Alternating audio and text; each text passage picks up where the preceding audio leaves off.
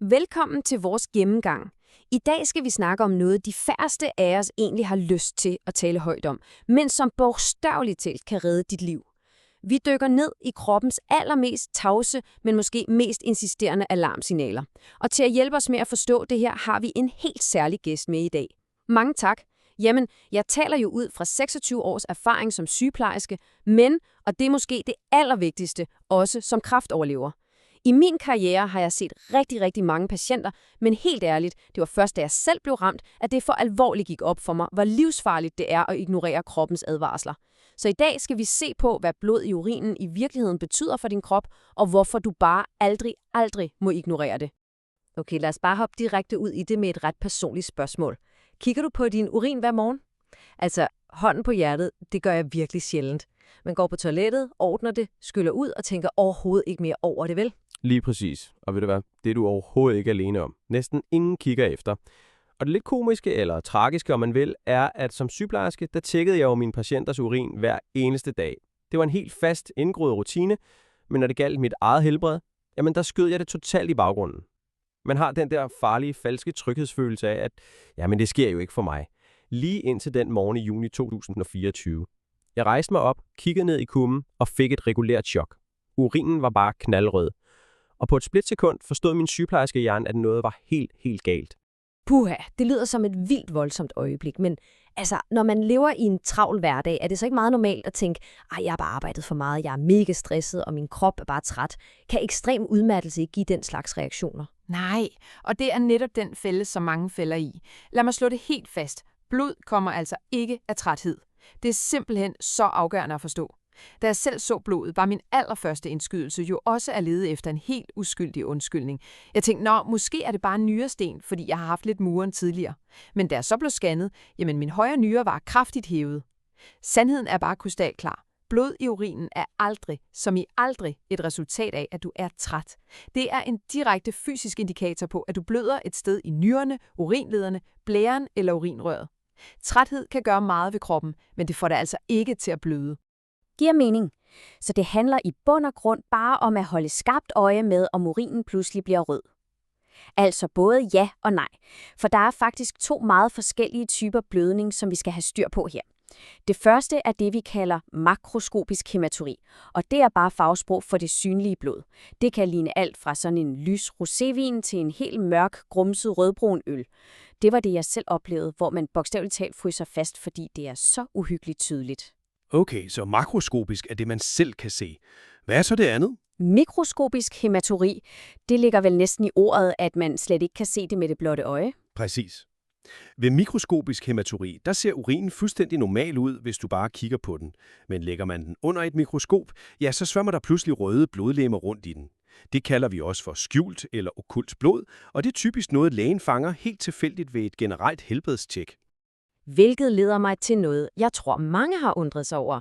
Man får svar på sådan et tjek, og så står der et plustegn ud for urinprøven. Hvad betyder de der plusser egentlig ude i virkeligheden?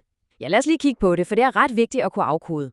Plusserne fortæller os ganske enkelt, hvor mange røde blodlegemer, der gemmer sig i et enkelt mikroskopisk synsfelt. Får du et +1, så er der omkring 1-4 røde blodlegemer. Der skal man i hvert fald begynde at observere udviklingen ret nøje. Rammer du +2, så er vi oppe på 5-9 blodlegemer, og her skal du altså stærkt overveje at få lavet en mere detaljeret undersøgelse. Men får du et +3, hvilket betyder 10 eller flere blodlegemer i synsfeltet, så er der ingen undskyldninger. Det er en direkte billet til et øjeblikkeligt grundigt tjek. Og pointen her er bare, helt normal sund urin har 0 røde blodlegemer. 0! Så som sygeplejerske vil jeg bare bønfalde dig, hvis dit helbredstjek viser et plus, uanset hvilket, så lad være med at trække på skuldrene og tro, det bare er en tilfældighed. Men okay, lad os sige, man har det her skjulte blod, eller måske endda lidt synligt blod, men det gør slet ikke ondt overhovedet. Så er man vel lynhurtigt tilbøjelig til at tænke, men så er det nok ikke så farligt. Og det er uden tvivl den allerfarligste og mest udbredte misforståelse, der findes. Det her er faktisk selve kernen i hele vores gennemgang i dag. Prøv lige at lytte rigtig godt efter her. Hvis du bløder, og det gør vanvittigt ondt, så skyldes det oftest ting som en slem blærebetændelse eller urinvejssten. Det går afsindigt ondt bevares, men det er meget sjældent livstruende. Men smertefri blødning, det er et helt andet spil. Det er faktisk det allermest skræmmende symptom af dem alle. Hvorfor? Fordi i rigtig mange tilfælde af kræft i blæren, nyrerne eller urinlederne, der er der overhovedet ingen smerter. Det gør ikke ondt, så det går nok over tankegang. Den kan helt bogstaveligt koste dig livet. Wow! Så det, at der mangler smerte, er faktisk i sig selv en gigantisk rød alarmklokke. Men hvad nu, hvis man tisser lidt blod mandag, og tirsdag er det helt væk igen? Man tænker vel automatisk, at kroppen bare har fikset sig selv, og at alt er i skønneste orden. Nej, og det kan jeg næsten ikke understrege tydeligt nok. Der er en nådesløs regel her. Blod i urinen kan komme og gå. Det er en kæmpe fejl at tro, at sygdommen er væk, bare fordi urinen ser klar ud igen. Tænk over det. En tumor forsvinder jo ikke på magisk vis, bare fordi den holder op med at bløde lige nu og her, vel? Ved for eksempel kræft i blæren eller urinlederne, der sker der ofte det, at blodkarrene på overfladen af selve tumoren brister, bløder lidt og så stopper igen. Det er fuldstændig on-off. Så selvom du blødte i sidste uge, og din urin er fuldstændig klar og fin i dag, så skal du undersøges. Og du skal altid, uden nogen undtagelser, fortælle lægen om episoden, og selvom det føles som om det hører fortiden til. Så man står der, og alarmklokkerne ringer simpelthen. Uanset om det gør ondt eller ej, og uanset om blodet er forsvundet igen, hvor pokker går man så hen for at få den hurtigste og rigtige hjælp? Ringer man bare til lægevagten eller sin egen læge? Her er mit helt klare råd, og det er også det, vores kilder her peger stærkt på. Spring den almindelige medicinske klinik over, hvis du på nogen måde kan, og ret henvisen direkte til en urolog, altså en urinvejskirurg. Din egen læge kan selvfølgelig godt lige lave en hurtig urintest, men hvis der for alvor er mistanke om blødning fra blæren eller nyrerne, ja, så vil de jo alligevel bare henvise dig videre til urologen bagefter. Så for simpelthen ikke at spilde kritisk tid i systemet, så er den hurtigste vej ofte direkte til specialisten. Den eneste rigtige undtagelse er selvfølgelig, hvis du har et super tæt og betroet forhold til din egen læge. Så ringer du selvfølgelig til dem og siger, at jeg har pludselig fået blod i urinen, og så kan de lynhurtigt skaffe dig den rigtige akuthenvisning til urologen. Det giver jo utrolig god mening. Det handler om at handle lynhurtigt og ramme rigtigt første gang. Men hvad så i hverdagen fremadrettet? Er der noget helt konkret, vi selv kan gøre for at være proaktiv og fange det her tidligt? Absolut. Efter jeg selv fik min kræftdiagnose, der ændrede jeg fuldstændig måden, jeg holder øje med og lytter til min egen krop på.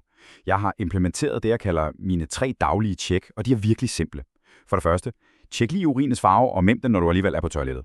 Den skal helst være sådan en pænt lys gul. Er den mørk, rød eller skummer den meget, så skal du være på vagt. For det andet, mærk efter, om dine ben er hævet om aftenen. Hvis nyrerne ikke arbejder helt optimalt, så udskiller de ikke væsken, og så hober den sig op. Så hvis skoene pludselig strammer helt vildt efter aftensmaden, kan det være et tidligt signal. Og for det tredje, hold godt øje med pludselig vægttøjning. Hvis du tager 1-2 kilo på over bare 2-3 dage, jamen det er jo oftest ikke rent fedt, vel? Det er et tydeligt tegn på, at væske hober sig op inde i kroppen, fordi det ikke bliver udskilt korrekt. Det er slet ikke kompliceret. Det handler simpelthen bare om at gøre det til en fast lille vane og kigge efter. Mand, det er virkelig nogle håndgribelige og stærke råd at tage med sig fra i dag. Vi har jo for alvor fået slået fast, at der er en kritisk forskel på det synlige og usynlige blod, og allervigtigst, vi må aldrig nogensinde lade os narre af, at mangel på smerte betyder mangel på far. Præcis. Og det bringer os til den absolut vigtigste og måske mest alvorlige konklusion her i dag.